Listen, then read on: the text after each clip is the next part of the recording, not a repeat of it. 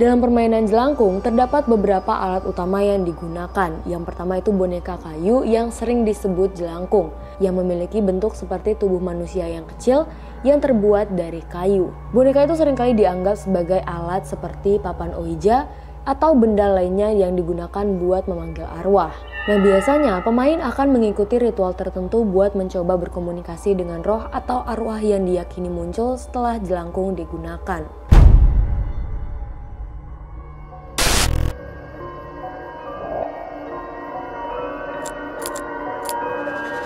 Tiga kepala terpenggal lainnya di seluruh apartemen dan banyak rumah dan menemukan istri serta putrinya yang sudah tewas tersebut berawal dari terciumnya bau busuk yang tutup. Di antaranya adalah waktu pertama kali syuting.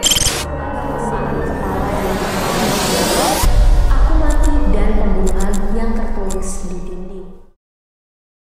Assalamualaikum warahmatullahi wabarakatuh. Halo Sobat Payung Misteri dimanapun kalian berada, gimana kabarnya?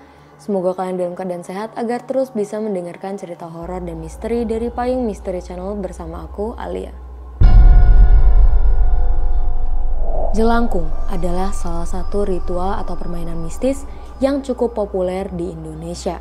Permainan ini seringkali dikaitkan dengan cerita horor atau berbagai mitos yang berkembang di masyarakat. Nah, permainan ini melibatkan penggunaan boneka kayu atau alat tertentu yang dianggap dapat digunakan buat memanggil roh atau arwah, serta berkomunikasi dengan makhluk halus. Jelangkung berawal dari tradisi dan kepercayaan masyarakat yang menganggap bahwa roh orang yang sudah meninggal bisa dipanggil dan diajak berkomunikasi oleh orang hidup. Nah, konon permainan itu tuh dimulai dari daerah-daerah di Indonesia, khususnya di Jawa yang memiliki banyak tradisi dan ritual mistis. Dalam banyak cerita, jelangkung seringkali dikaitkan dengan upacara atau pemanggilan roh yang dilakukan oleh dukun atau orang-orang yang memiliki ilmu gaib.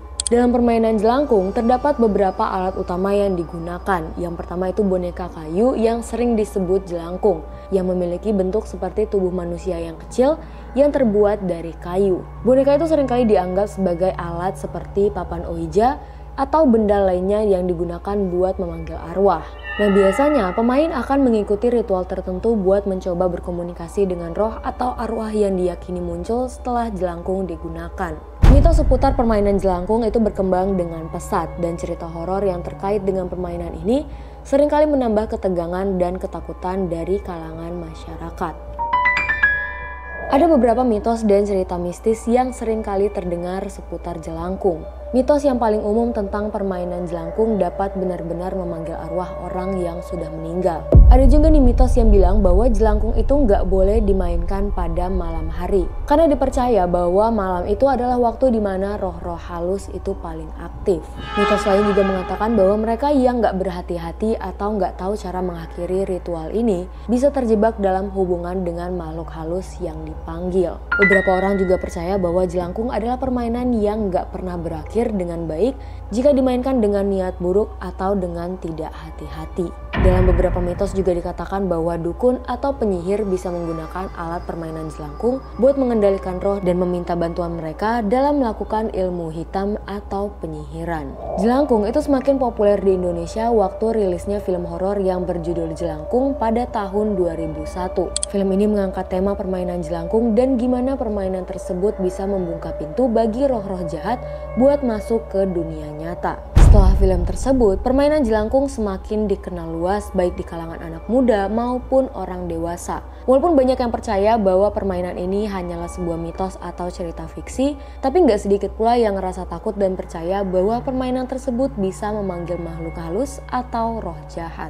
Nah, uniknya pemerintah dan beberapa pihak berwenang itu bahkan sempat mengeluarkan larangan atau imbauan buat gak bermain permainan jelangkung karena dianggap bisa menimbulkan keresahan di masyarakat dan beresiko terhadap keselamatan individu yang terlibat dalam permainan tersebut. Beberapa pihak juga menilai bahwa permainan ini bisa menciptakan gangguan psikologis atau trauma bagi orang-orang yang gak siap mengalami hal-hal mistis. Aku pengen dengar dari kalian, apakah beberapa dari kalian ada yang pernah main permainan jelangkung ini? Apa yang kalian rasain? Coba komen di bawah dan kita bakal bahas sama-sama.